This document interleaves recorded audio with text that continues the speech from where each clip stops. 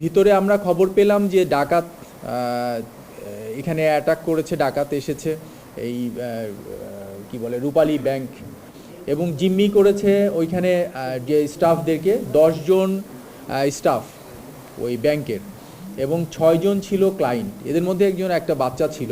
আমরা পুলিশের কাছে যদি আমরা আত্মসমর্পণ করি তাহলে আমরা সেফ থাকবো, ওদের লাইফে কোনো হ্যাসেল থাকবে না। তোমরা আগে অস্ত্রটা দিয়ে দিবা, তারপরে তোমরা তোমাদের টাকা নিয়ে তোমরা বের হয়ে আসবা, আমরা তোমাদেরকে সম্পূর্ণ সেফটি সিকিউরিটি সব দিয়ে।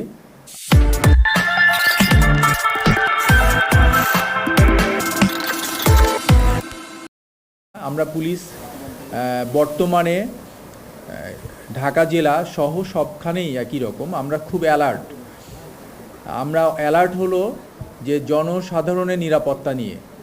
আপনি দেখেন ঘটনাটা ঘটার সাথে সাথে 999 যেটাতে কল হয়েছিল, কল হওয়ার সাথে সাথে আমাদের এই যে মডেল থানার যে দক্ষিণ কেরানীগঞ্জ মডেল থানা, যেটা দক্ষিণ কেরানীগঞ্জ থানার যে যারা ডিটি অফিসার ছিল, যারা কর্মকর্তা ছিল, তাদের তৎক্ষণাৎ দ্রুততম সময়ের মধ্যে ঘটনাস্থলে পৌঁছে গিয়েছে। পাশাপাশি তাদেরকে ব্যাকআপ দেওয়ার জন্য আমাদের এই কেরানীগঞ্জ মডেল থানা যেটা, এখান থেকেও ফোর্স চলে গিয়েছে। আমাদের এইখানে যে 2 থানার এলাকায় যে ডিবি টিম আছে তারা গিয়েছে। পাশাপাশি আমাদের যে এখানে সার্কেলের দায়িত্বে যে অফিসার আছে সে চলে গিয়েছে। তারপরে আমি খবর পেয়ে সার্কেল অ্যাডিশনাল এসপি ওখানে গিয়ে অন স্পট ও ব্রিফ করছে আমাকে সব কিছু।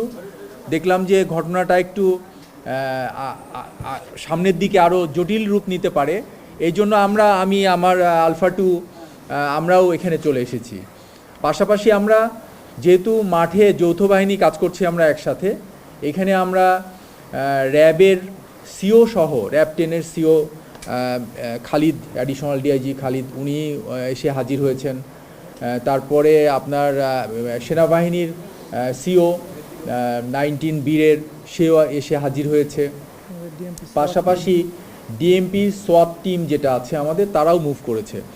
ভিতরে আমরা খবর পেলাম যে ডাকাত এখানে অ্যাটাক করেছে, ডাকাত এসেছে এই কি বলে রূপালী ব্যাংক এই শাখায়। এটা হলো আপনারা জানেন দক্ষিণ কেরানীগঞ্জের এই জায়গাটার নাম একটু জটিল, চুনকুটিয়া যে জায়গাটা, চুনকুটিয়া, ওইখানে এসে ওরা ঢুকেছে, জিম্মি করেছে ওইখানে যে স্টাফদেরকে 10 জন স্টাফ ওই ব্যাংকের এবং 6 জন ছিল ক্লায়েন্ট। এদের মধ্যে একজন একটা বাচ্চা ছিল। তো এই এদেরকে জিম্মি করে আর ডাকাত দল ধরনের পলিসি যেগুলো আমরা নিই সাধারণত ক্রাইম জবে, ক্রাইম ম্যানেজমেন্টে, ওরাও আশ্বস্ত হয়েছে যে না, তাহলে আমরা সেফ।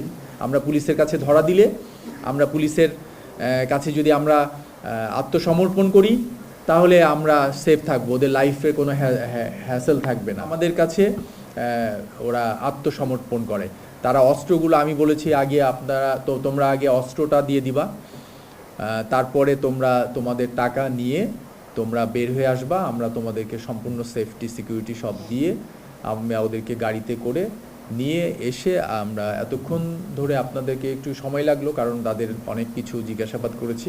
আমরা উদ্ধার করেছি ওখানে যেটা 18 লক্ষ টাকা ওদের ব্যাগ থেকে। তো এই 18 লক্ষ টাকার মধ্যে ওরা আবার কেউ বলছে যে মোবাইল ওদের পছন্দ, আইফোন পছন্দ, তো আইফোন কেনার একটা কথা বলছে।